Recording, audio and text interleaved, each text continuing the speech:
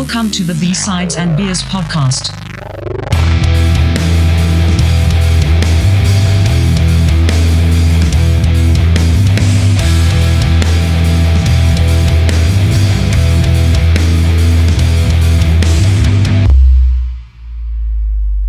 Welcome to B-Sides and Beers, episode 61. Tonight we're talking 20th anniversary of Think Not Think Point of View. What's going on, guys?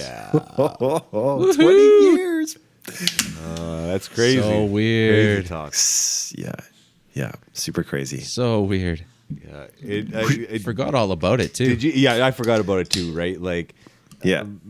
Nicole told me about it. She told me about it one morning. She said, "You realize this album is 20 years old now, right?" And I just thought back to it, and I'm like, "Oh, yeah." She's like, Gulp. "Yeah." So then I'm like, "Oh, we should do this album, and just pull it apart a little bit and see what we can find." And I'm pumped. Yeah, Pumped because definitely. I don't know. I haven't listened to this album in its entirety in a long time, so it was cool just to listen to it as a one offering. So, yeah.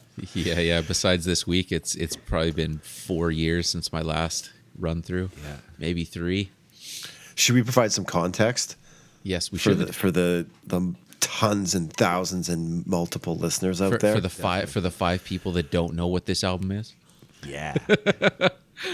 So, how far back should we go? 1999, formed a band called Think Not Think, containing the three of us and one other member, Trevor Hobdebo, who was the lead singer.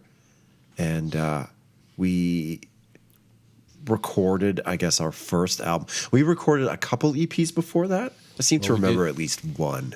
We did one 4-song EP. Yeah. And then, that was in late 99, 2000. Right. Okay. Yeah.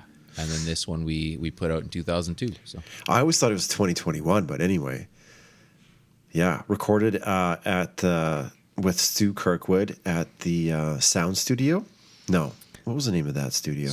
Studio? It's the Studio. Oh, it was, yeah. Studio. Yeah, at the studio.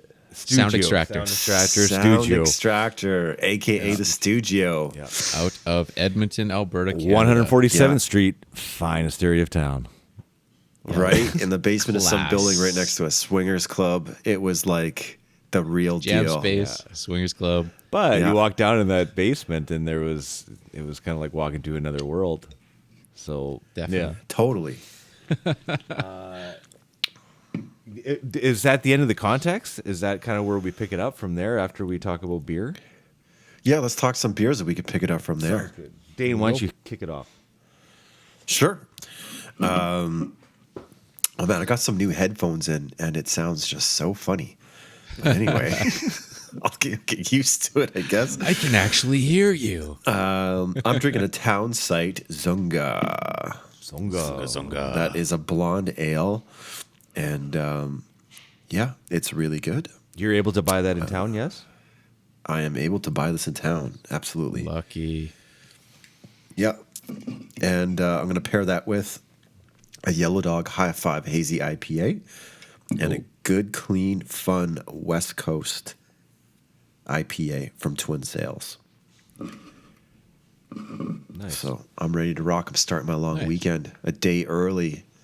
Woohoo! Yes. Oh, man. Yeah. Are you taking Friday Mini off? Friday. I'm taking tomorrow off. Yes. Beauty. I'm doing the same, man. It's going to be great. Yeah. Nice. That's what you got to do. One vacation day equals 4 days in a row. Yes. Yep. I'll jump in. I'm Yeah, go. going to back to the beautiful city of Vernon, British Columbia, and I'm going to Okanagan Woohoo. Spring. Nice. And I grabbed. They had a couple small cans in singles, so I thought that was kind of strange. Really? Yeah. Huh. But not at the only seen usual six liquor packs. store though. So I tried somewhere new this time and found some small ones. But it's the 1516 lager and the King Eddie Pilsner. So Oh, yeah. those, The King Eddie's really good. yeah, they're kind of both solid. I've had these before, but they're tasty. So that's what I'm going with. Nice. Well, I'm shooting down to the other end of the Okanagan Valley, way down to Penticton.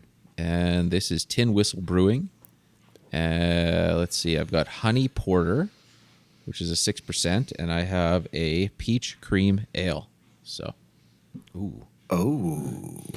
that I'm would excited be for nice. that. I'm excited for that. I just opened up the Honey Porter, and it's fantastic so far. So, Can I see the can on the peach one? I haven't seen that one before. it's a little weird to. Woo, It's woo, like woo. half open peaches. Yeah, that's cool. Almost abstracty kind of fancy art. With like a video game Anyway, font. yeah, it's pretty rad. So Yeah, that's Tin Whistle as well. They're both offerings from. they're both Tin Whistle. Yeah, Nice. I love that name. yeah, it's a good one. Yeah, so that's what I got. Fantastic. 2002. Okay, so Let's get into the Wayback Machine and yeah, and maybe I was trying to think where, like, I met Stu. Like, I'm trying to figure out. I tried to think of that today, and I was trying to think about like where that all kind of went down. And Dane, I remember you and I were in Banff. I think it was Banff, wasn't it? And we saw Rotting Fruit play at the Rosencrown and the top of the Rosencrown. That's right. Right? And That's right. And they were playing there, and that's where it kind of goes dark, because I remember like 'Kay. connecting with Stu somehow, and Yeah, I don't I know how remember. the connection worked with like the band. I don't really know how that all kind of kicked off, but then like the next thing I knew I found out that he had his own recording studio, and I was like, why don't we get this guy to record the album? Yeah. Okay. So this is what I remember. I forgot about the Rose and Crown, but now I remember. You jogged my memory. So we saw Rotting Fruit, Stu Kirkwood, guitar player. Was he the singer? Yeah, he was the singer as well. And then They all kind of fast sang forward- in that group. Yeah, they were all kind guitar, of. Yeah. bass, drums, everything. He did it all. Fast forward, let's just say a couple months, and we're on White Avenue at this bar called The Attic. And Rotting Fruit is playing at a bar called the Urban Lounge at the town, which was at the time which was just downstairs and across the street, relatively from the Attic. And we were just like drinking beer, and we're like, we gotta talk to Stu, because Rotting Fruit is across the street. We gotta talk to him somehow. We gotta figure out if we can, like, and I don't know if at the time we knew he had a recording studio. As far as I remember, we just wanted to hook up and like open for his band. Yeah. Something like that. And I was like, okay, man, okay. We like, whatever, rock, paper, scissors or something. And you went. And I don't know what I did. I continued drinking. You came back.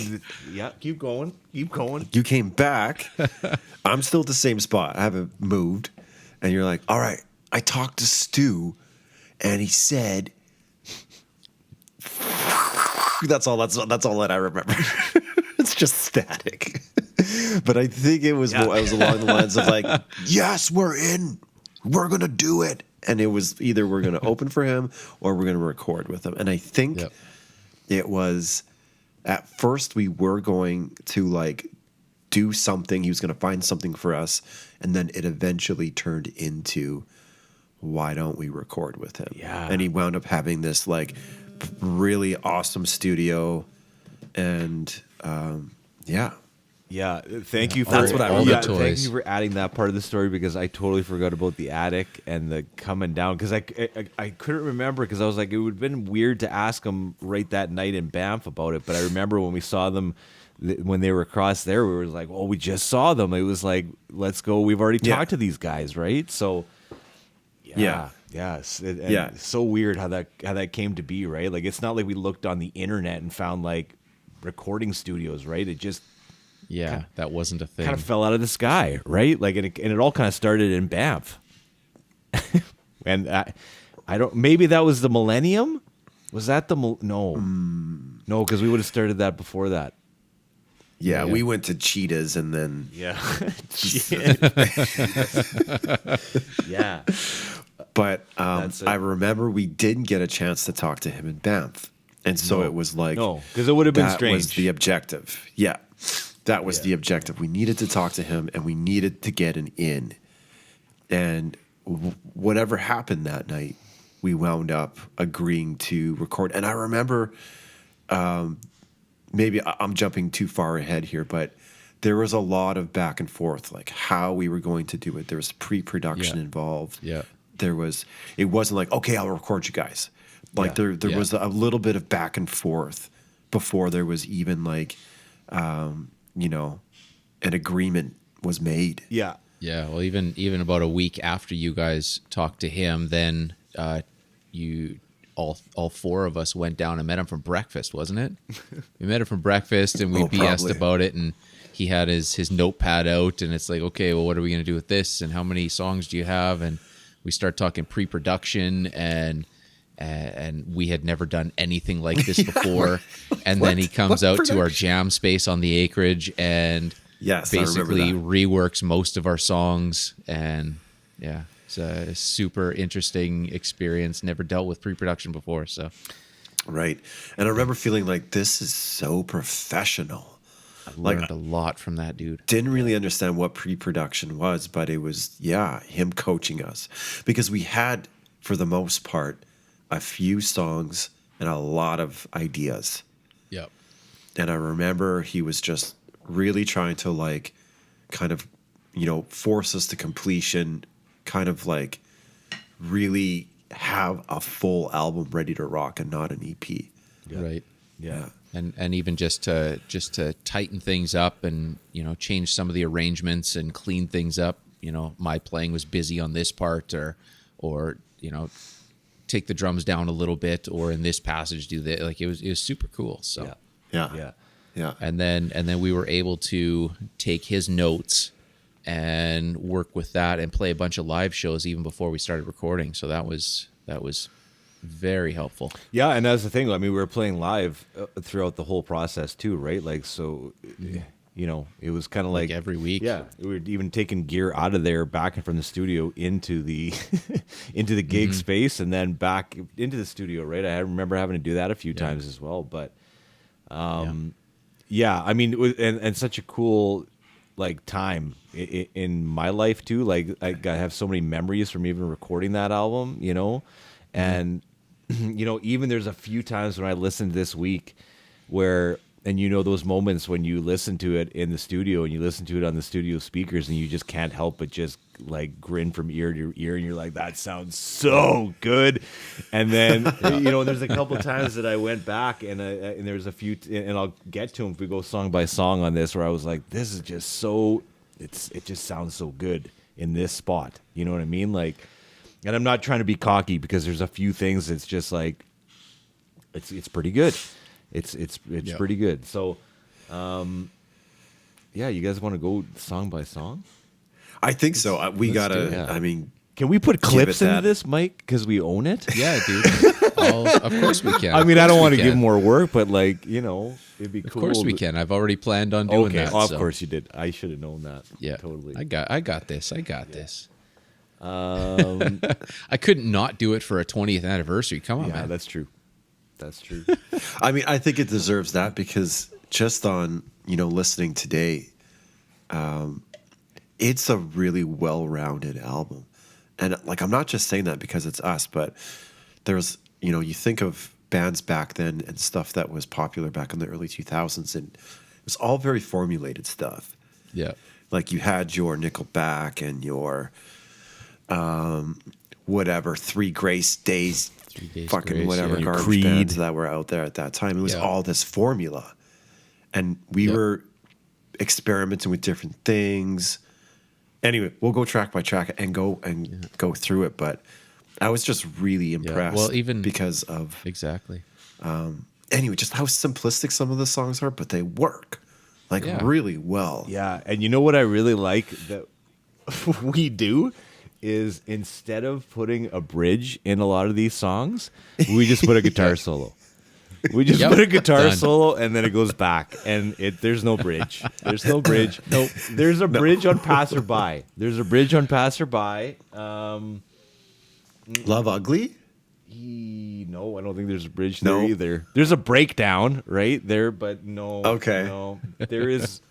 We'll have to You'll go have through to it. explain the difference between a bridge and a breakdown when we get there. we were good at writing riffs, but not crafting songs at that point. So Well, and that's the thing. Like Stu helped craft those too, right? So it was just like we just put a guitar solo in there instead, or a bass solo, or whatever, right? It just kind of worked. But yeah, I mean, Passerby. I mean, here's the big hit from the album, right? I mean, this is the this is a banger right off the start. Banger right off the start.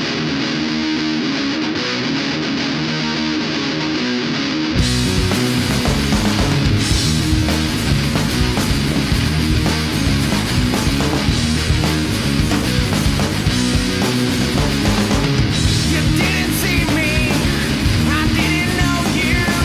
I volunteered to pass you down the road. The way I treat you, the same as I do. The faces people that I will never know. It's like you're begging me to say, why can't you want me? This riff, most of this was written by you, Flip. So I remember you bringing the acoustic guitar down and said, "Oh, I got this thing," Yeah. and then you showed it to me, and then I kind of tightened it up and added some stuff. But that was mostly your idea, from what I remember. Yeah, it was just that junky classical guitar Dane that we had in the basement suite that we got off of somebody for free. I don't know what it was, but I just remember, just kind of having that idea, and then it sounded obviously way better when you took hold of it and did what you did with it. But it's only because I wasn't using that acoustic. I don't know where that acoustic is now, in a landfill somewhere, I'm sure, but unfortunately. Not the Smithsonian. Not the Smithsonian, it should be. Yeah, this guitar wrote this song. I like this song. I still like this song. I think it's still fun. yeah. And it was the only song that we did a music video for. Right. Which, Oh my if God. anybody listening is even remotely interested in any of this, we have the music video and a bunch of live stuff on YouTube. So we can, I'll put some links in the notes here and whatever. So I showed Kira's mom the music video a couple years ago. It's dark, man. I forgot. oh yeah, super It's dark. very intense. Oh yeah. It's very intense. Let's just say you have to sign into your YouTube account if you want to watch it. Yeah, it must be 18 and over. Yeah. Not for children's eyes. No. Not at all. Yeah. But we had never done a music video before, and it was a college Nate or whatever video project for my cousin. Right. Yeah, so it was for her credits, and she put together everything and put together the cast and the crew, And it was free, right? All we did is it was Yeah, free. we didn't it pay was just anything for that. Yeah. No, it was for her credits or whatever, for her video Yeah. program or whatever. What budding band is going to turn out a free music video, right? Like, who's going to turn that down? Exactly. And Exactly. wait, how rock and roll is this? Flip, I don't know if you remember this, but I think you went on a date with the actress that played the prostitute. Oh, Okay. Oh, there. Wait, start again, dude. We lost you. Back. did you hear what I said? I just heard No, someone who you- played the prostitute. Something prostitute. That's all I heard. I said, I don't think you remember this, but you dated the actress that played the prostitute. I remember that, man. And you Did know, you go on a date with? yeah, and you know what's How kind of rock and roll funny? is that? Well, it was rock and roll, but it was, what was even funnier is when like I asked her, or like the music came up, she wasn't really into it. So, Oh, really? Yeah, she was like, I don't really like how it goes, like from like, you can singing in one speaker and like not singing in the other speaker, like, and then it goes back to like normal. And I was like, oh, I'm like, well, we did that on purpose. And she's like, yeah, I didn't like it. And it was kind of like that Seinfeld episode where she's like, I just can't, date somebody I don't, like what they do, kind of thing. So it was one of those. So that was one date and done. That was that. But didn't you say that she also already had a boyfriend at the time? Oh, So- that may have been a thing too. Yeah, that's definitely man. possible. Controversial. Yeah, don't go out with me if you have a boyfriend. I guess that's yeah. Yeah. So that was Passerby. Passerby. Yes. That's a classic, man. And you know what? Like this, it kind of like chunks almost. It's almost like these first four songs almost kind of like fit together. They're Yeah, they like kind totally. of all go together, right? So just like yesterday.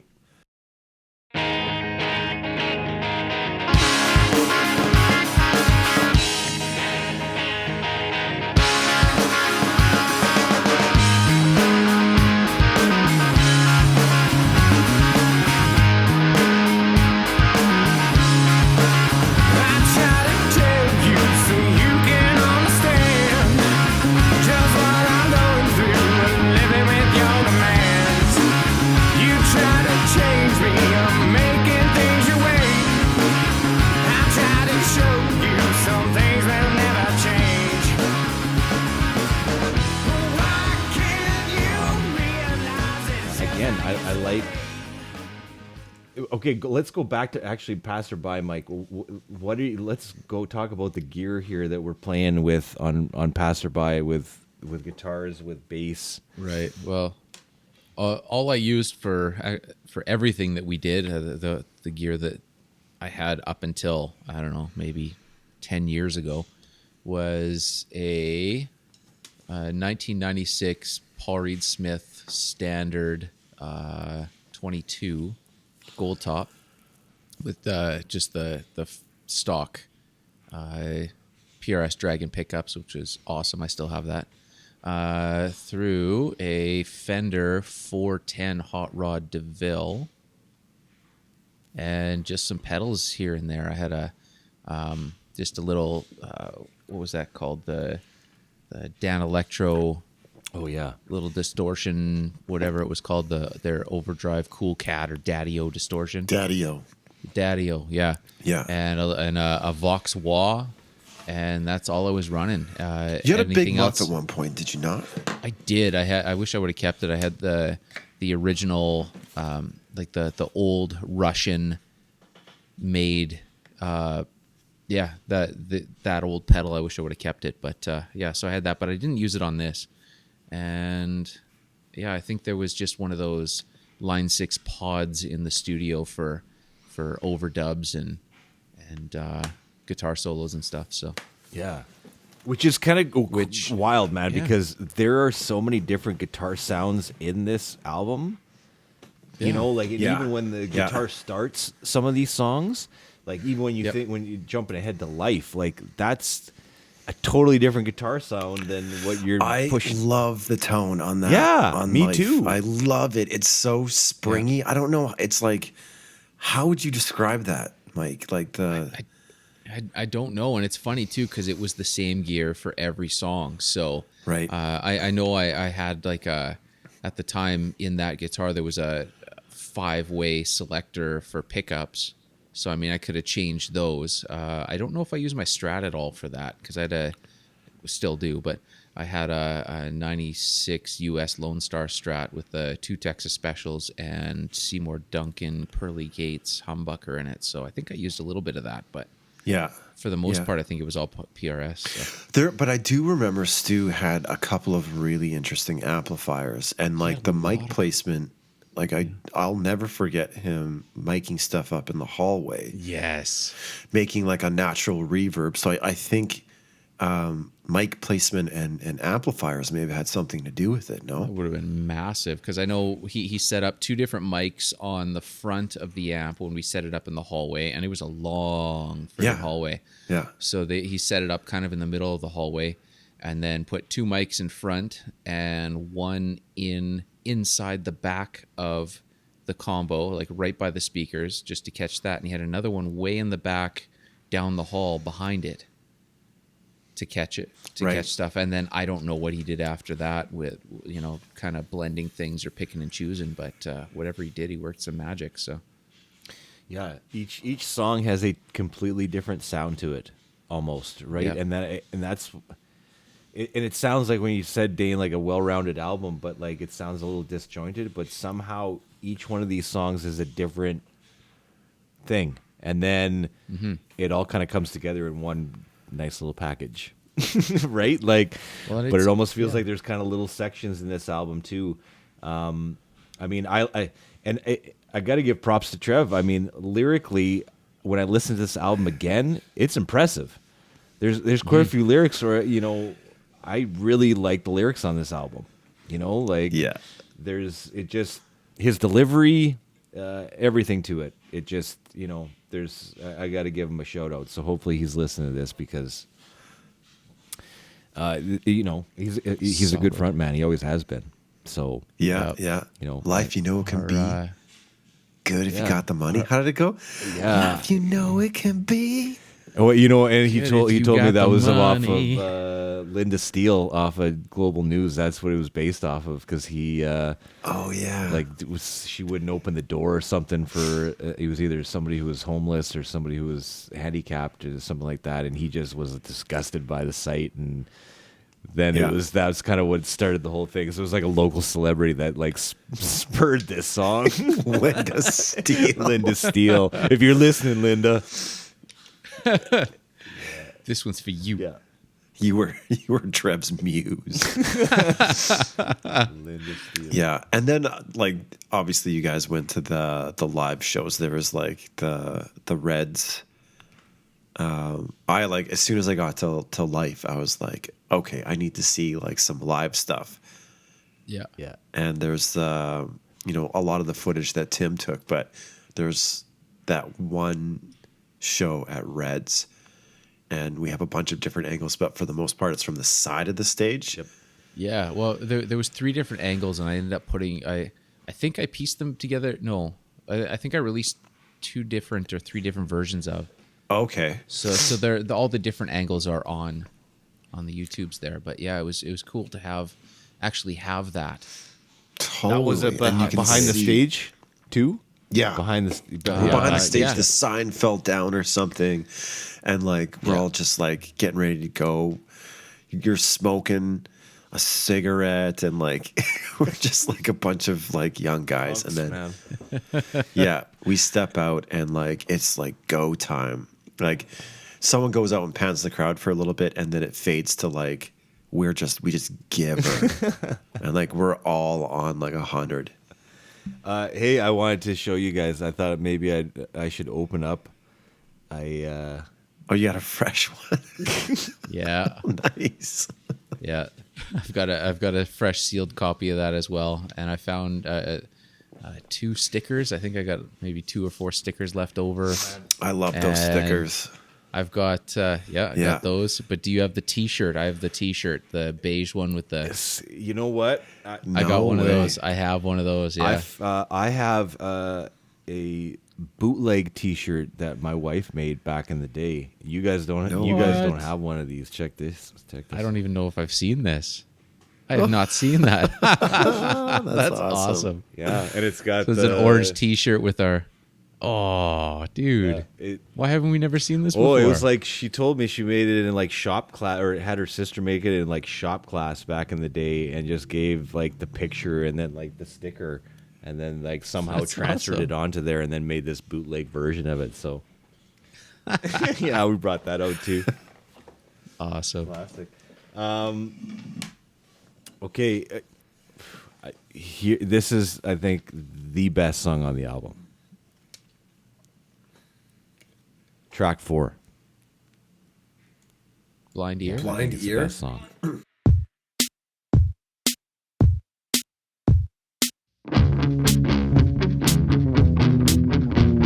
I lost my way, I couldn't see. I was away, listen to me. Fight like the brave, that's what they teach.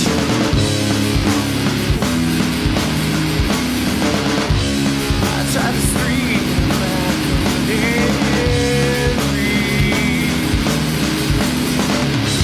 Why weren't they listening? Why can't they hear? They didn't miss a thing, they're so aware. Why weren't they listening? I tried to scream, they didn't miss a thing, so they would see. That's the Tool-esque Yeah. Yeah. I That lost was a my cool one. way, I couldn't see that That's the song. one, yeah. That was a super cool one because we Yeah. did not record to a click track. It was just live off the floor. And it was one of these things where we played it so many times that it was more of a feel song between how we were playing instead of what we were playing, right? I don't even know what Yeah, time it's- signature it's in. No, I don't either. I tried counting it out. I can't figure it out. I don't know. I don't know how it goes.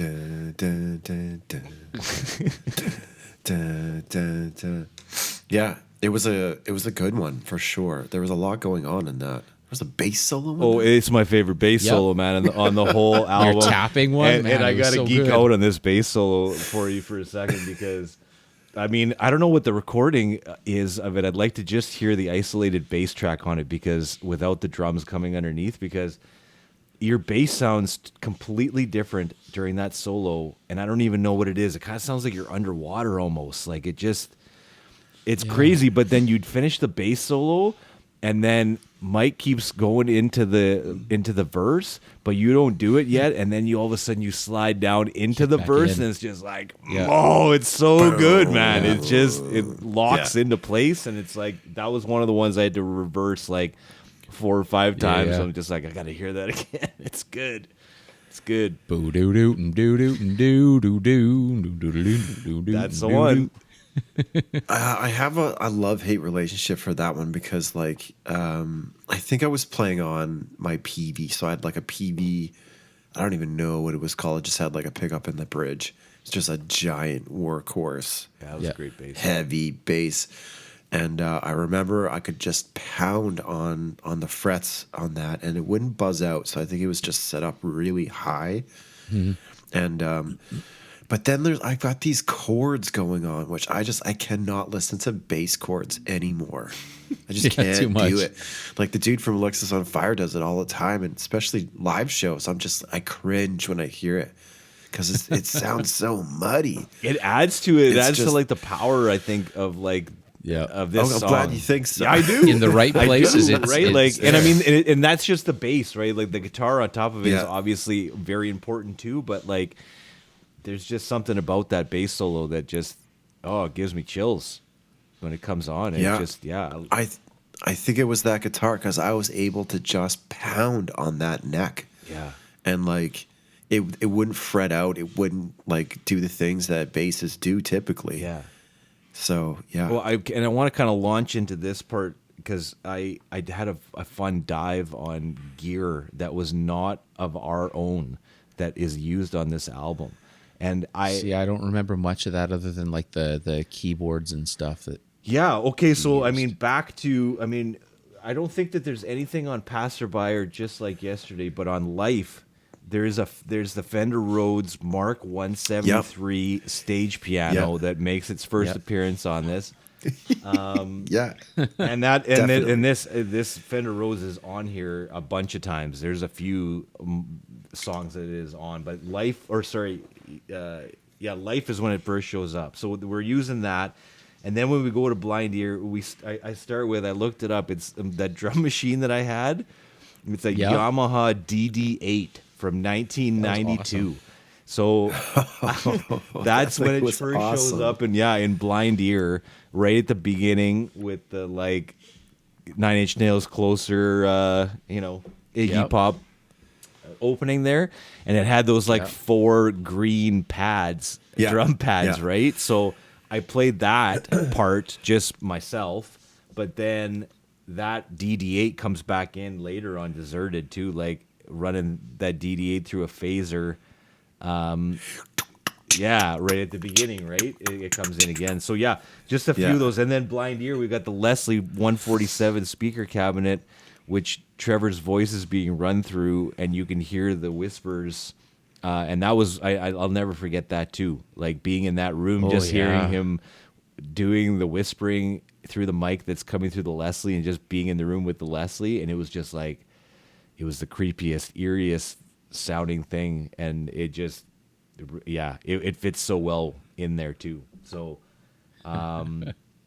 that's kind of what there's more gear here too, right? Like on Lost Angel, we used the Suzuki Q Chord QC1, that thing with the strumming, Yeah. That was so cool. the QC1. And I can't tell the synth. I don't know. Like he has a Korg Radius analog digital synth, and I don't know if that's the one that we use, but there's a synth all over this album too. Like Yeah. quite a bit of synth. What else is on here? There's a harmonium on this album. There's a harmonium in Teach at the end. I don't even know where we got the harmonium from. But Right. I remember playing Collection. the harmonium. He had everything, man. Oh, the stylophone, the pocket electric organ. You remember that thing? Oh yeah. Yeah. That was awesome. Little Sounded so weird on its own, but when you put it in the mix, it was pretty it rad. worked. Yeah. Maybe that's it. Maybe that's all that I had. But I mean, that's quite a bit of different instruments that we didn't have. He had a Line 6 pod. I'm just looking it up because I remember Yeah, it the like little- distinctly. And it Yeah, had that red jelly, that red bean thing. the red bean exactly. And I remember he pulled that out. And what is that? That's a bunch of like delay and It's reverb. amp modeling. Well, it's got everything. So it's got amp models. It's got amps, cabinets, and different effects built Right. in. That So must have been like cutting edge in 2002. It was. Oh, at I the remember time, he man. pulled it out. And we were like, "What is that?" Because I remember it had And it that like sounds almost good, like too. recipe book on like if you want to sound like the Beatles Yep. or like this amp that the Beatles Right. use, turn it to this, right? Yep. Oh, I mean, yeah. There's 12 knobs on it. How many knobs? 1, 2, 3, 4, 5, 6, 7, 8, 9. There's 10 knobs on it. And totally. And line 6 has been crushing it ever since. I mean, they put that out, and then they've had rack units, and they've had specific bass units, and they've had HD, and now they've got, 20 years later, it's the Line 6 Helix, which is basically the same. Yeah. Basically the same idea anyway, and they just evolved. So Yeah, it's pretty cool. it's and it's amazing how I'm surprised how good it sounds now, comparing it to the technology that they have now. Like back then, it was mind blowing. But when you look at all the digital technology that came back then, it's usually pretty crappy. And Yeah, now yeah. you look into it, listening back, it's like, wow, that sounds pretty great in the mix anyway. So What's his face from GHS Pedals does a thing on it, I think. And Yeah, he yeah. just like, basically breaks it down on how amazing that pedal still is today. Mm-hmm. Do you guys remember what he was running for recording, like the board and any kind of software? I mean, I remember he had like an old school he had a PC. decent sized board. Yeah, he had a decent sized board. I think he was running Cubase. Yeah. I'm pretty sure it was Cubase. So Yeah, it was a good setup, and it was a good feel Mm-hmm. in there too. Like it was Totally. conducive for what we were doing, and well, it was conducive for recording, but it was also good for writing, because there was a lot of these songs that we wrote, or a couple of these songs that we wrote in the studio while you were tracking drums. I wrote the guitar part for a song, and then I'd go and record the guitar, and Trev would go into another room and write the lyrics, and then we just do it. So then go watch Simpsons for a bit in exactly, the other room. And, yeah. yeah, for All you'd hear was Stu's Judas Priest screams coming out of the room, and devil horn shooting up, and yeah. You guys disagree that Blind Ear is the best on the album? I've got another choice, but it's not. It's for other reasons. Okay, fair enough. But yeah, I do remember listening to it and like this. It seems like one of the more mature songs on the album. Totally. yeah, Yes. yeah. Yes, I agree with that. Deserted.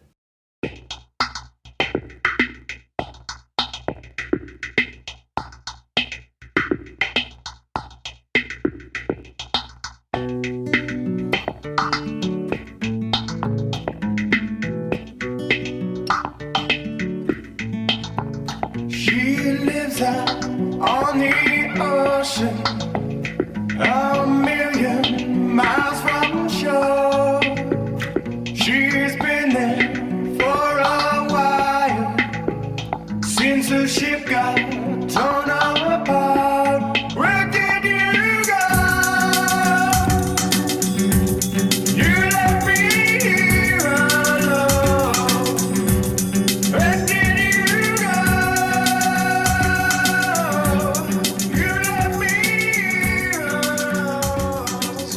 So with this one, this is the acoustic one, right? This is the acoustic one. Yeah. Yeah. So this is the one where I kind of he boxed me off in this little cubicle, you know, a 4x4 or whatever it was cubicle to record this, and I'm sitting in this room with I think I had my Seagull acoustic at the time, had a microphone and a blue light lamp, and that was all I had in there. Nice. Recording that, and then backup vocals. You brought someone in for the female backup vocals. No, you're thinking Lost Angel. Oh, Yeah. that's Lost Angel. Okay. Yeah. Deserted has like it's a tough one for me. It's a hard listen for me.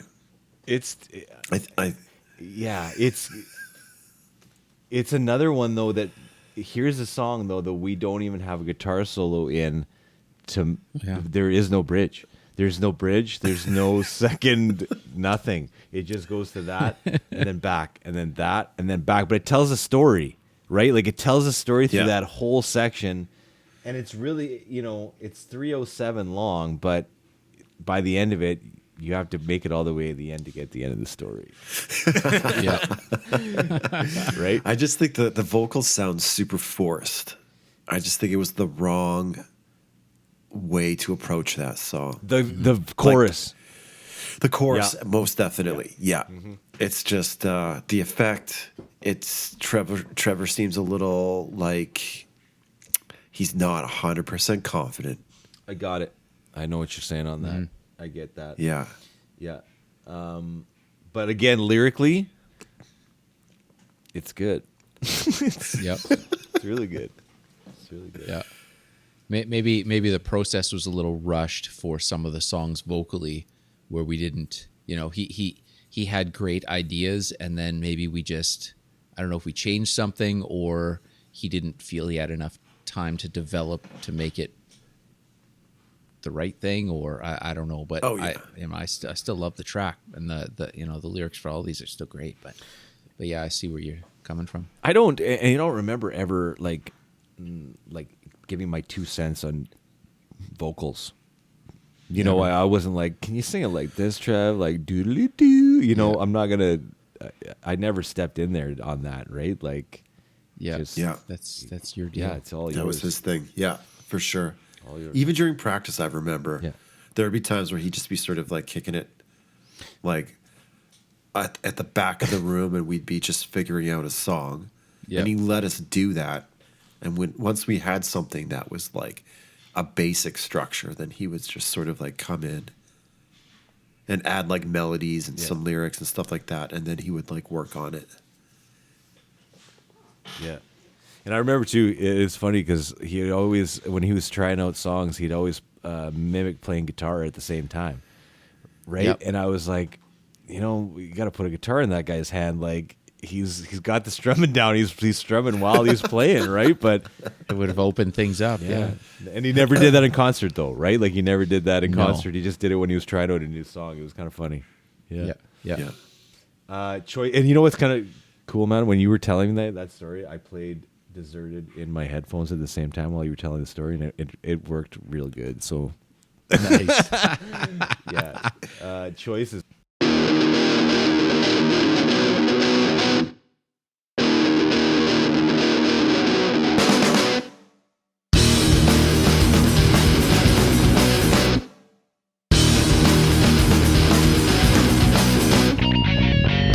Faith lies under misconception that everything's alright.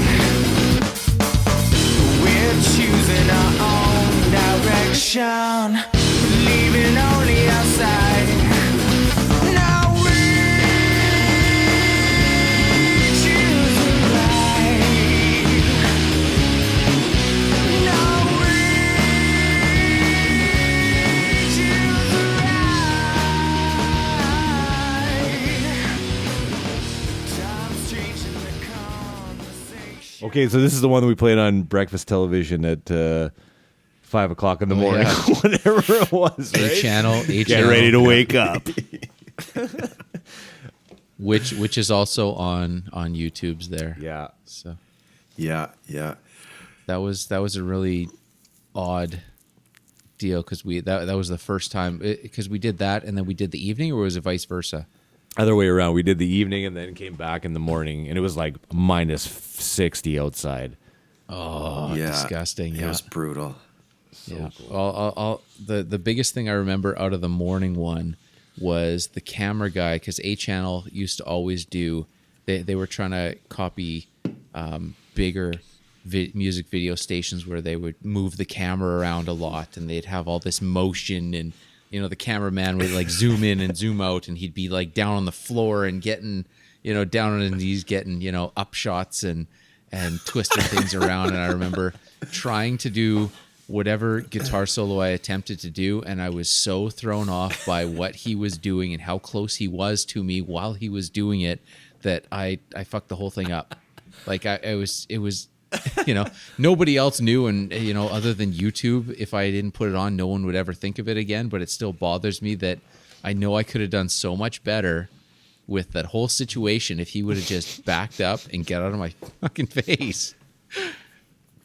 Yeah. I screwed it all up. It's like, come on, man, this sucks. You know what I do That's love in part this of it. song? I do love the like reverse solo sound that happens in there. Oh yeah, Yeah, that one. yeah. That's a cool one. Now, this is Yeah, it's another weird. trilogy of songs for me at this part of the album. These choices, Here's All right. to Me and Lost Angel, those all go Yep. together. They're like 205, 202, 214. It's like this Okay, little yeah. trio of songs that like, we just need to tell you again these three things, and then it's into something else. Okay. Yeah. Yeah. So- I always. Okay, so I need to get this in here. Get this off my chest. I always thought Choices sounded a lot like it was one of those bands. There was a band out there like a Loudmouth. I'm trying to remember the name. It was like a one-hit wonder band. How does choices go again? Da, da, da, da, da, da, da, da, da, and Okay. we Oh yeah. need the ride or something like that. Right. And like just that Yeah. chorus, it sounded like not filter, Yeah. fuse. I don't know, man. One Fuel, of those bands. one of those. Fuel. Is that it? I think it was Fuel. Maybe it was one of those bands that just had that same kind of deal. Yeah. And I always felt super guilty because I was like, this is really close. But like the rest of the song wasn't. So like, Yeah. I didn't know that harm, till no right foul.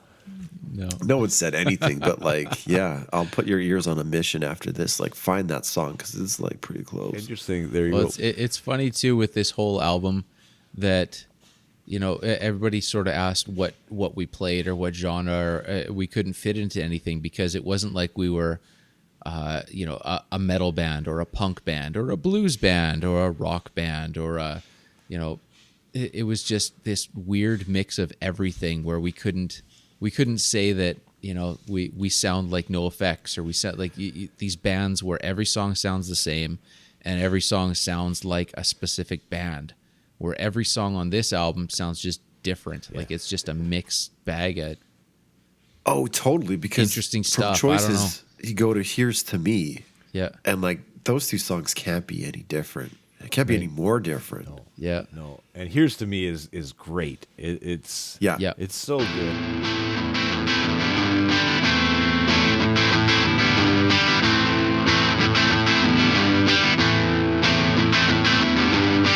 Reflection on the window, saw myself and then my soul. Ask a preacher man, did you know I was lying to myself? Going broke for the radio, on myself with the microphone. Deadlocked 'cause I got a Jones, got the music out my head.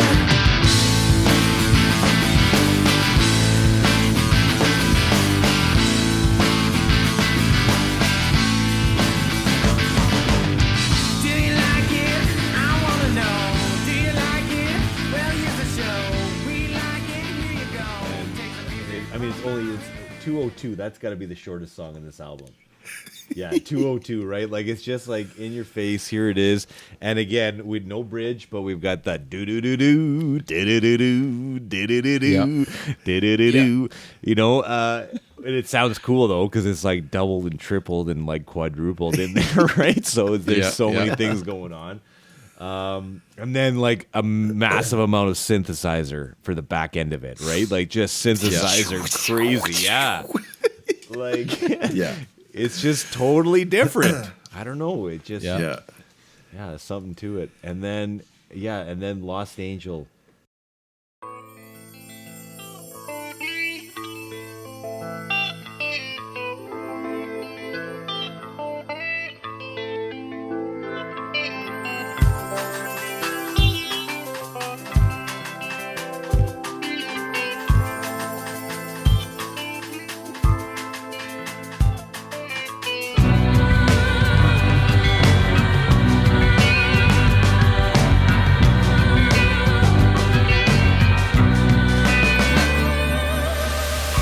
I had a vision, a thought from the past, the moment I trusted. Great song. So different. Totally different. Yeah. Yeah. Another one that's just out there. This to me is very Tea Party esque, Yeah. but like not. I mean, like inspired by. Yeah. But I think it was a real, like, I want to say not a diamond in the rough, but it was just something different and another one of those tracks that I felt was like mature. Yeah. Like Yeah. it was just if we would have done like another 2 more albums, it would have sounded like Lost Right. Angel. I think there would have Yeah. been a lot Right. more of that experimentation. And Yep. yeah, I agree with that. Yeah. Because we all had these different kind of, that's kind of what made it great, right? It was all these 4 different musical interests kind of all coming together. And that's what created this, right? Like, I think that's what it all Yeah. came down to. There's elements of every single thing that we all like in this. Yeah. Right? Like a little bit of everything, right? Yes, there's some metal. Yes, there's some blues. Yes, there's some jazz. Yes, there's, you know, there's a little bit of everything. There's some classical. Like, it's different. It's a different album. Yeah. But synth on this one too. And I was going to ask you, is that an EBO at the end of this song? Yes. Yeah. Anything that had that sort of woo thing it just was Evo, and sounds so cool. I used that a lot when we did live too for sort of either intros or it was just a cool little toy. So I loved it. Every time you brought it out, I was like, yes. Yeah. yeah, Yeah. It felt like Do cutting people edge use that? technology now then too, right? Like it felt like nobody Right, had yeah. never seen that before. It was like, it's fucking cool. no, and it's just a little toy that you put in the palm of your hand. It's got a light on it and 2 different switches and Like a an magnet, oscillating, a like- powered magnet. So Yeah. basically, it's you place it on your strings and it makes the strings like it reacts with the pickups and makes the strings vibrate in a certain way. So now it almost sounds like you're playing a violin, like a bow on a violin, but Yeah. it's a single Yeah. string kind of thing. So Yeah. It fits so well at the end of that. It just adds to like the eeriness of the whole thing, right? And then Yeah. it just kind of gets sucked into a vacuum at the end of the song. Right? yeah. Yeah. And then So maybe for me, this is number 2 for me. Change Yourself Yeah. is number 2. And the Yeah. opening of this song is probably my number 1 favorite opening on this entire album.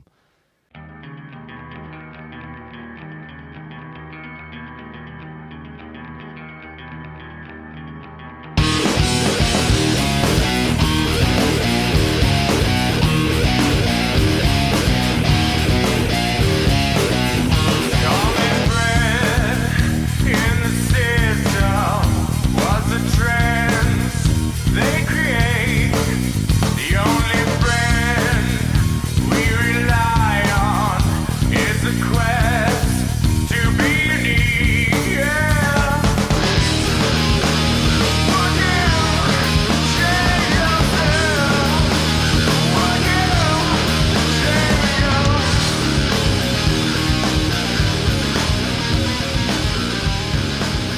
How does this one The go? reverse. It's got the double, reverse it's got the track. reverse guitar opening where he's playing the riff over top of the other riff. It's like, Yeah, so I recorded part of that with an acoustic, and then recorded No, I think I did like 2 tracks with an acoustic, and then the rest of it was all electric. And how he just layered it, and one he played forwards, and one he flipped it and played reverse, and then layered it.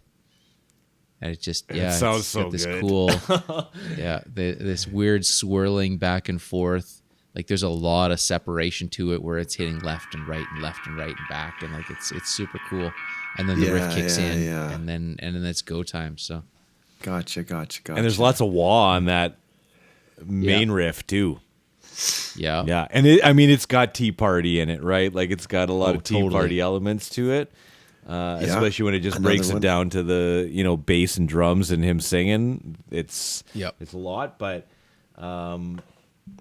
again, I feel like this is another one of those kind of like mature songs on it, because we kind of crafted this one almost. It feels like we took our time with this. Yeah. And I remember even coming up with the ending together remember when we came up with that ending, and Was we it were the like, Kiss oh, ending? it was so good when we figured it out at the rehearsal space. And we were like, this is it. Yeah, this it's is the it. Kiss ending. It's the Kiss ending. Yes. Oh, the Kiss ending is so good on this song. Yeah. But even before that, I mean, that the breakdown spot, I mean, this is my favorite guitar solo on the album. I think so too. Yeah. I think it's the best one. When it breaks down and then the drum with the delay on it. Yep. And the bass comes in. The funny thing with this solo is I'm listening to it while I'm talking to you guys right now. well, the thing about this solo is I remember, and it bothers me still, is that when I started, I did it in one take. That was the keeper in one take, and for some reason, I thought that I had more bars. So I thought I had to stretch it out, and then it's like, oh no, here comes the drums. Oh, okay, now so that was like a last second find the notes and fall into the next part. Yeah. Because it was just done on the fly. The solo was done one take, and I don't know. I mean, looking back, I wish we could have stretched the song out X amount of bars and then made it longer. But really, I mean, that's and then it goes into did turn the out well. and then Drum kicks in. Just kicks right back in. I love that part too. Right. Yeah. Right. Now it's coming back. Yeah. And I'm sorry, I got to go back real quick to Here's to Me, and I got to give another shout out to you, Dane, on the bass. You do this run down the bass at the very end of that song. Do do do do do do do.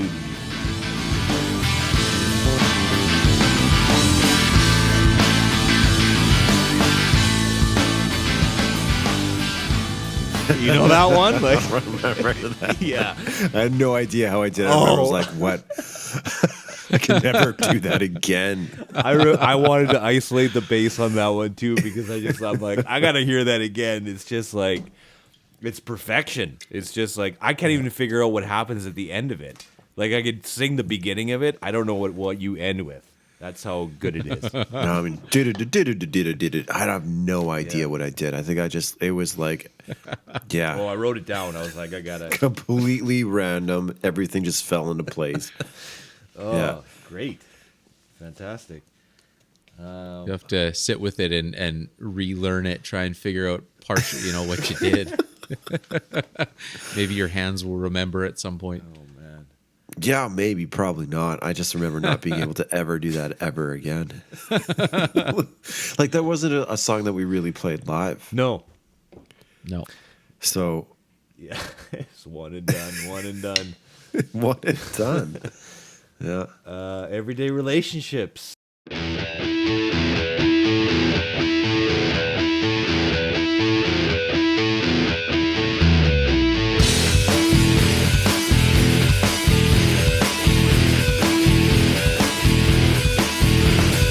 Why can't you believe me? The trust was never there. Why must you deceive me? Do you even care? Can you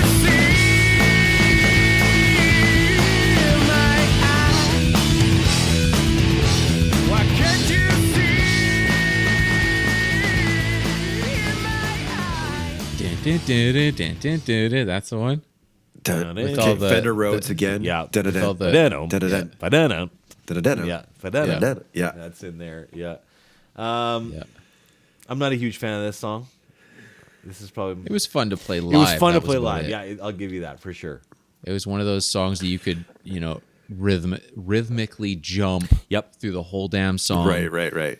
Dane and I on stage. Yeah. Yeah. Just jumping in unison, pogoing around the stage. And yeah. Yeah. A short one again, though, 2:15 on this one, right? Like it's Yeah. no guitar solo, no bridge. Yeah. Yeah. And it's funny too, most of these songs were probably done in D, and most of these songs we never changed from D. Nope. Really? Yeah. No, they were pretty much all. It doesn't seem like a low, like sounding album. Like it doesn't sound like the album It recorded was like in D. E standard drop D tuning for a lot of them, except for the acoustic songs and I mean Blind Ear, Passerby was E standard, but a lot of these were just, we picked a key and we stayed through the whole fucking song. Yeah, that's not a necessity. Let's just keep it in the same key. We don't have to tune again. Yeah, Right? we're not changing a damn thing. Bridge, what's that? No, screw it. Okay, I mean, if you're at 54 minutes of this podcast, pause it right now and go look up Wolf Mother and type in Joker and the Thief and have it play it right now, and then go back and listen to Love Ugly, Think Not Think, track 11, and tell me that you don't think that sounds like it's ripped off. And I mean, Wolf Mother came out in 2010. This came out in 2002. You do the math. This is a stolen I don't piece hear of any similarities.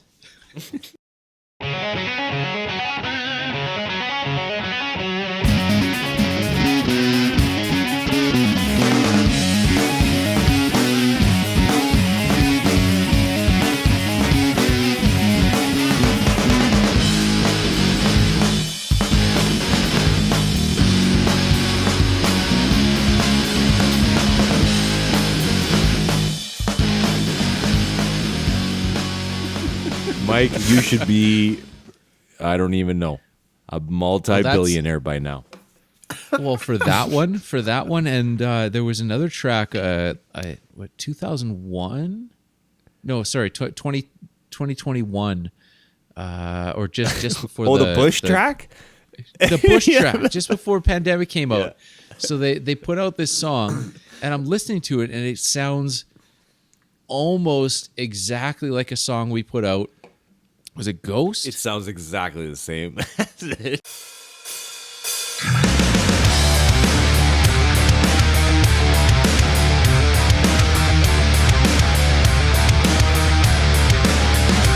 I wish I could make you disappear, just like you used to, just like you used to. But you're only gone when I need you here.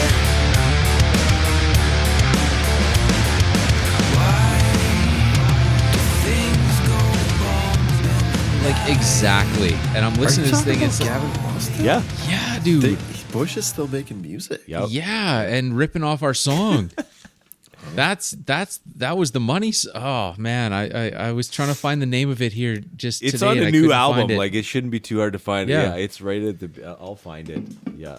Yeah, and I was watching it on. Like, it's like, okay, well, they got this new live concert deal or video out, and I'm like, okay, well, I'm listening to what this is my song, and it's almost identical. It's weird, I think it's from a 2020 and album. it's not one of those songs where it's like, okay, well, accidentally, there's only so many chords and there's only so many notes, so eventually someone's gonna come up with the same idea, but I found him, it's man. different in what is it? It's called The Kingdom, and it's off of the Yep. album The Kingdom in 2020. Okay. But you gotta wait. Yep. You gotta wait till about 20 seconds in, and then it just kicks into your riff. It's my song. And it goes on for the whole. Yeah. So much of it is just completely ripped off. I don't. I'll listen to it right now. Oh yeah. But okay, where do you think Gavin Rossdale heard? Hey man, I don't know, where but did it's Wolf so- Mother no, hear this- Love Ugly? I want to know because We're straight up rip off. yeah. Like I'll have to listen to it because I've never heard these two songs together. I mean, not so the close, man. dan, Like- dan, dan, dan, dan, dan, dan, not that part, but like the opening Yeah. riff, the it sounds exactly like Joker and the Thief, or other way around. I know what song you're talking about, and yeah, it has some similarities. I think if you heard that, like an established artist that was, put that song out, and then somebody ripped that song off, I think it'd be a lawsuit. Is different from. There's like a whole other bar in Love Ugly. Yeah, well, you can't rip it off completely. You got to make it, you got to make it your own. We inspired a hit song. Yeah. Thanks, Wolf Mother. And that song was Thanks, on Wolf like, Mother. soundtracks and everything else. And it was the only good song they ever had. The rest of it was shit. So you're welcome. You're welcome. I really loved this song, and I was really, really excited to record it. And I remember Yep. being super nervous. Yeah. And right before Stu hit the record button, I remember thinking to myself, like, here we go. Gonna make some history, Dana. Let's do this. And the mix, the bass in this song is just I can't listen to it. I can't listen to this song. I don't know what happened. It was like it was switching from like neck to bridge pickup. I don't know what was Weird. going on, but it was just not good. It was not a good representation because this was such a fun song to play live. Oh, yeah. I loved this song. Yeah. It was a crowd pleaser. It was a crowd, starter, fire starter, one of those, right? Like it was a great track. But I agree with you, Dane. Like, I don't know, like when we listened to it at the time, like it feels like between all of us and Stu, why didn't we tighten it up? Like it was know. like live off the floor. Like in 2 seconds, it kind of sounds like. But then it tightens up near the end of the song, and you can't hear that. Yeah. Like it. That's what I mean. Like, it's like, did it switch pickups? Like, what the fuck's going on? But I remember it was like, you had this like real quick like riff, and I followed you on it, and I thought it sounded so good. Yep. And But live, it was the always bass great. just sounds real, like it's coming out of like a little tiny speaker. Yeah, or like that's something. blown. That's got like a cut in it. Yeah. Yeah. And then it goes into like the song. Yeah. Like Yeah. and it's great. But it just like I don't know if it's like if it was a problem with my guitars, Stu was trying to compensate or something. It's like, it's like he had to cut the balls out of your tone just to make it fit in the mix or something. Maybe he cut too much bass out or Yeah, and I it's don't just know. one of those things Yeah. like, a bass doesn't always need to be, playing the same notes as the guitar, and sometimes it doesn't sound But good. in that Live song it it sounded did. great, but in that song it needed to, and I think you pulled it off. It was just the tone of it that was a little weird. And you recorded all through DI, wasn't it? Because you didn't have a mic'd amp. It was all through direct in. yeah, it was all DI. Yeah. So anyway, love that song. It just didn't turn out, and I just thought maybe it was my ears. I don't know why I didn't say anything. No, like Oh, I we were just- so I fired up listen to it be now. there, and Yeah, it's weird. so much was going on. It's strange because like even at the beginning when it kicks in, I think it's cool how like your bass sounds kind of distorted at the beginning of it, and then it locks into place when it kicks in, and then it feels like there's errant bass notes at different points. You know what I mean? It's just like the bass is playing, but the guitar is not playing at this point, right? Like Yeah. it's odd that way, but yeah, it feels like it wasn't the best representation of this song, but really in the end, this song is a live song, and that's kind of where it lived and breathed, right? Along with Funk Off, both of those songs lived in the concert setting, right? And Yeah. they got a lot of people on the dance floor most of the time, right? So Yep. yeah. What's the last one here? Teach. This is an interesting track.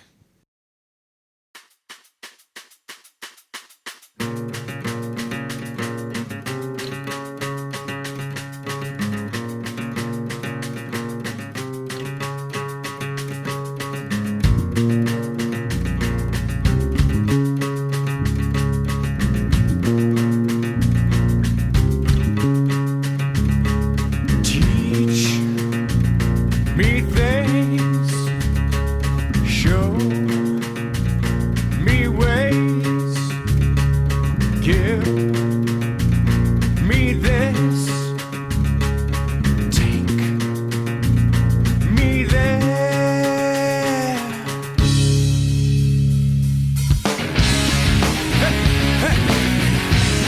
No, we didn't need 'em. But now we must be on. No, we didn't need 'em. But now we must be on. Yes, it's. I don't know how I can't feel about pinpoint it. I don't know what we were doing. Yeah, I don't know how I feel about it. Like times I can't listen to it, and then when I Yeah. listen to it fully this time, you Yeah. know, again, it was fun to play in concert, and it was again one of those kind of jumping Yeah. up songs, but Yeah, maybe I just like the chorus more than I like the verses. But then I like how it all Yeah. breaks down and like does the harmonium Yeah. underneath that, and the harmonium comes back at the end of the whole thing, and that ends the album, right? That's Yep. other than secret tracks, that's the end, which is Yep. crazy. Yeah. But It's a good way to end it. Yeah. yeah, Well, it's always tough trying to find, a 12 song cohesive album, right? I mean, even with big albums that I listen to, it's like I get bored after, I could pick out 6 songs. It could have been a 6-song EP or a 5-song EP, and I would have been happy with that. And it's, I mean, not including this one, but I mean, for the most part, every song on this I still love to hear. But when it comes down to most albums, it's like, okay, well, it's a lot of filler, and I think that was sort of a live track filler sort of.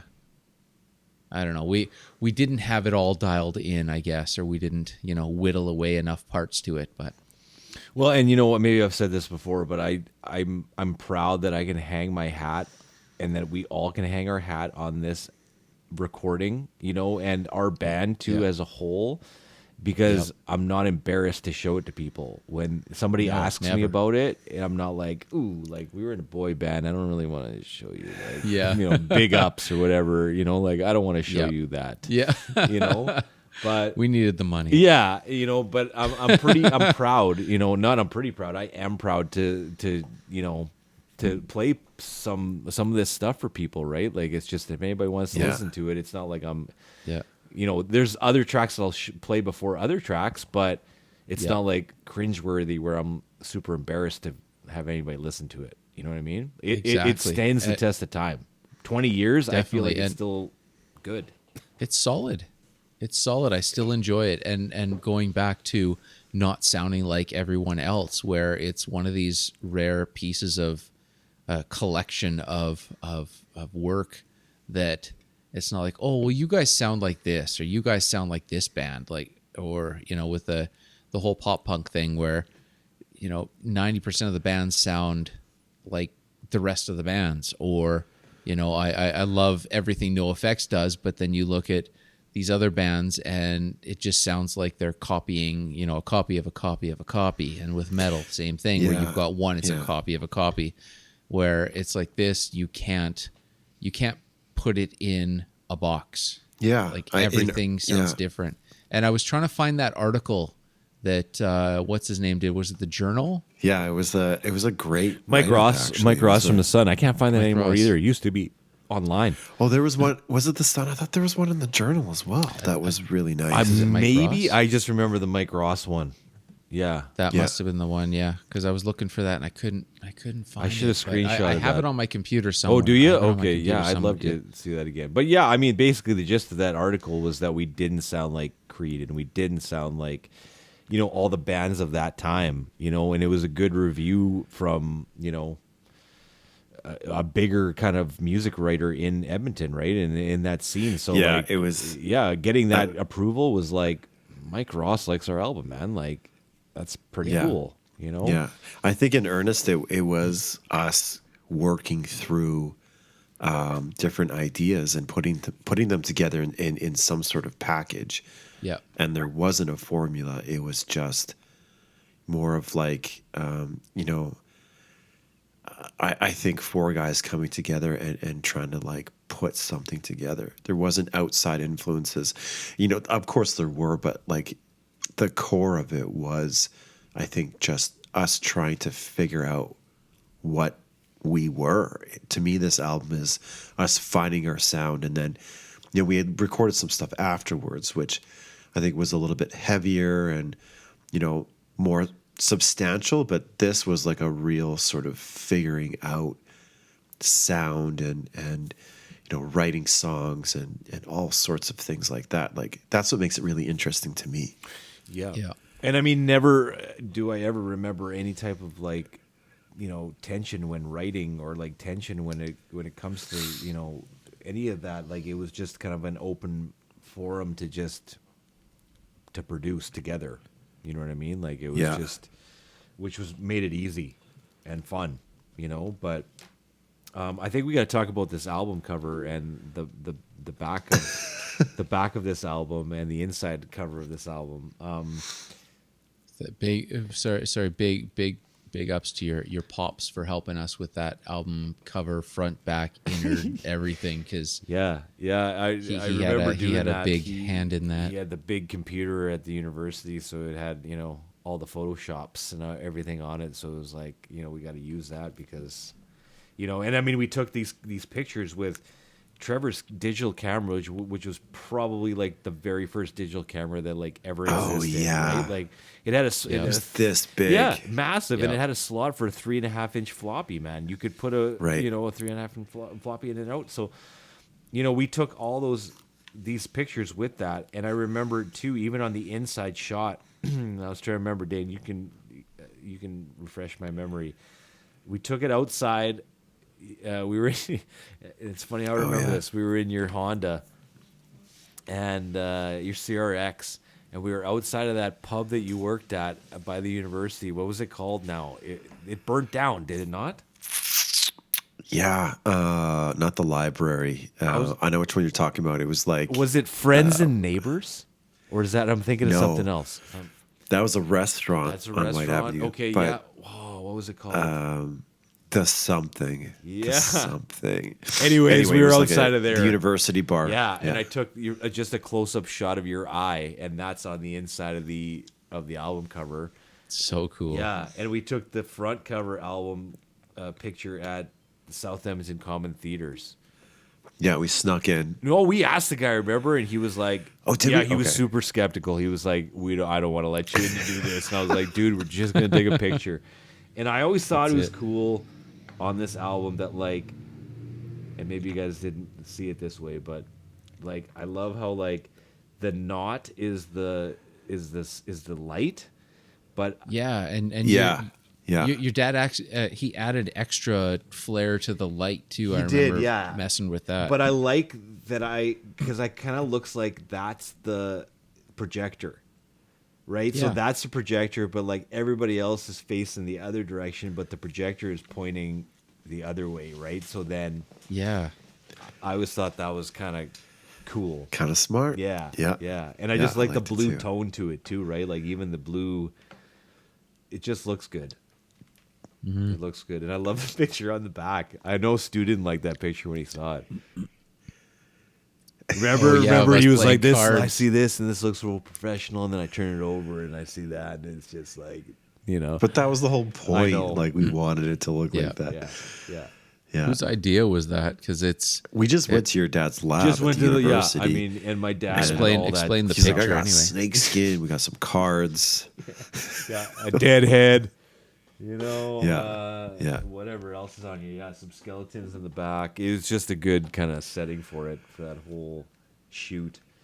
Yeah. And the CD itself, I mean, was cool too, right? Like with the hole in the middle with the knot. I thought that was kind of cool too, right? Like it worked together with the whole, yeah. the look of it all. But Yeah. it was good to dive back into this album. It'll probably be another while before I listen to it, I think, again in its entirety. But Yeah. it Yeah. was just fun to kind of go back in and pull this apart kind of one by one, almost like we did, you know, like Use Your Illusion style. Just like exactly. You know, Totally. Yeah. and to be critical Yeah. of ourselves too on another listen. It feels like I listened to it with a completely different ear this time than I ever have. You know, where I was like, all right, like let's really listen to this and see, can you listen to this? You know, like as an album. Yeah. And like I said, it still holds up, I think. Yeah, a lot went into it. And like I said, I think it was like at the point where we were taking things seriously. Yeah. Yeah. Like this was a solid offering, and this was going to like take us to the next level. And it did in like a lot of ways, but Yeah. I think this is what, for me anyway, like circling back to the whole like, you know, pre-production, like Yeah. we had to figure things out right from the very beginning. We Yep. had not done any of this before. No, yeah, we were Yep. pretty green. Yeah, like Yeah. I said, it was an earnest effort. Like it was like this honest thing that we just put together without trying to be something or trying to like, you know, Sound you like know, somebody. Yeah, we didn't. Yeah. we weren't trying to change anything. We were just trying to record what we were doing and what we were excited about, what other people were excited about too. Yeah. Yeah. Yeah. But when you think about that type of music in 2002 and you listen to this, it doesn't really fit in. No. Right? No. Like No. that's what makes it cool, because 'Cause if the this whole came out in Can Rock 2022, scene and the- you'd be like, Yeah. okay. Right? Like it wouldn't, it wouldn't be that crazy for that an album like this to come out now. And, Yeah. and for it to Yeah. fit in, right? Where either before you'd be like, this belongs in the 90s or whatever, right? Yeah. Like, Yeah. That kind of Yeah. It doesn't sound dated. yeah, totally. Yeah. Nice, hey, nice work, gentlemen. It's a good offering, I think, for all time, right? For our kids, for our grandkids. I think it's something, like I said, we can hang our hats on, and it was fun. It was Totally. fun making it with you, Yep, right? yep. Like that's even, and talking about it again is brings you back. So 100%. yeah, it's fun. All right, we want you guys to subscribe, share, and review this podcast. Keep it going, keep it strong, because we're having a great time entertaining you guys with B-Sides and Beers podcast.